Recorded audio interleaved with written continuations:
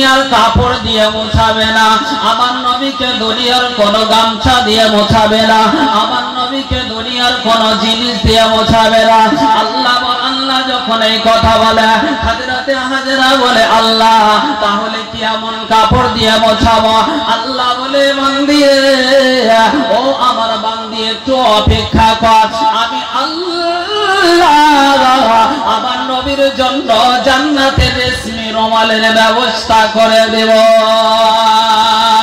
জগতের মুসলমান আব্বা জানেরা, আম্মা জানেরা, আল্লাহর নবী পয়গম্বর আযমকে যখন আপনার কাপড় দিয়ে মুছিয়ে দেবে, মুছিয়ে দেওয়া হলো, আপনার যখন পানির দরকার হবে, পানির জন্য আমেনাকে বলতে আছে, আমেনা বলে, না না না, পানি দিতে পারবো না, আমি পানি দিতে পারবো না, পানি দিতে পারবো না।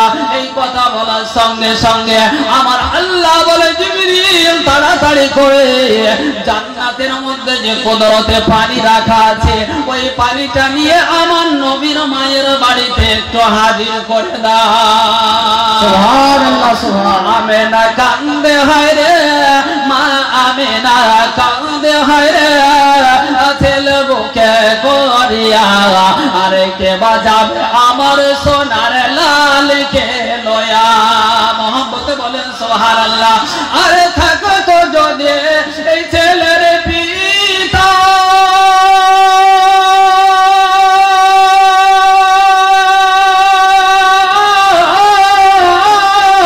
আর হাজার দুঃখ হলে পারে আসতো না ব্যথা, আর মা আমেনার দিল বলে, মা আমেনার প্রাণ বলে, দেখবো পরাণ ভরিয়া, আগে বাজাবে আমার সোনার লাল লয়া, কে বাজাবে আমার সোনার লাল লয়া। মা আমেনা কাঁদে হায় রে, মা আমেনা কাঁদে হায় রে, ছেলে বুকে করিয়া, আরে কে বাজাবে আমার সোনার লাল লয়া। মোহাম্মতে বলেন সুবহানাল্লাহ। আরে দেব না, দেব না কাউকে,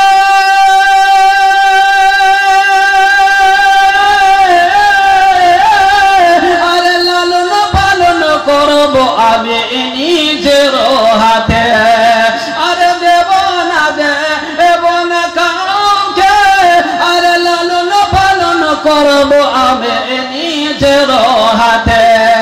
মা আমেনার প্রাণ বলে, মা আমেনার দিল বলে, দেখবো পরাণ ভরিয়া, কে বাজাবে আমার সোনার লাল লয়া, কে বাজাবে আমার সোনা লাল লয়া। মা আমেনা কান্দে হায় রে, মা আমেনা কান্দে হায় রে, ছেলে বুকে করিয়া, কে বাজাবে আমার সোনা লাল লয়া, কে বাজাবে আমার সোনা লাল লয়া।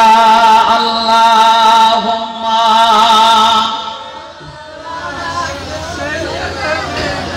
মাওলানা মুহাম্মদ ওয়া আলা আলে সাইয়্যিদানা মাওলানা মুহাম্মদ সাল্লাল্লাহু আলাইহি ওয়া সাল্লাম। আমার ছেলে যখন দুনিয়ার মুখে আসবে, 6 মাসের পেটে সন্তান দেখে আমার স্বামী চলে গেছে, ও আল্লাহ রাব্বুল আলামিন তুমি বলে দাও, বলে দাও আমার ছেলেটা কি কথা বলবে না।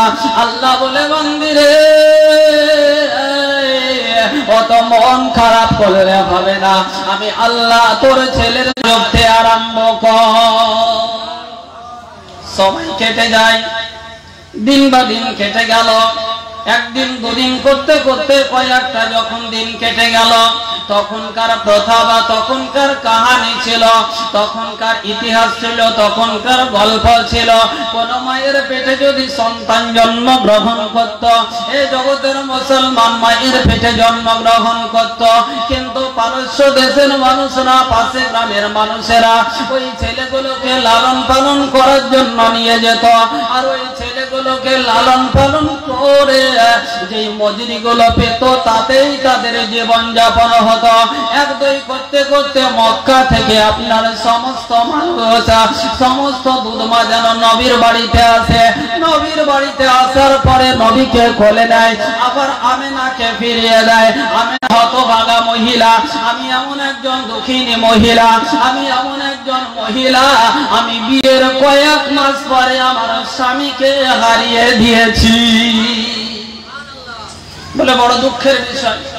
সবাই কত আদর আপ্যায়ন করে, কত যত্ন সহকারে তাদের স্বামীর সঙ্গে ঘোরাফেরা করে।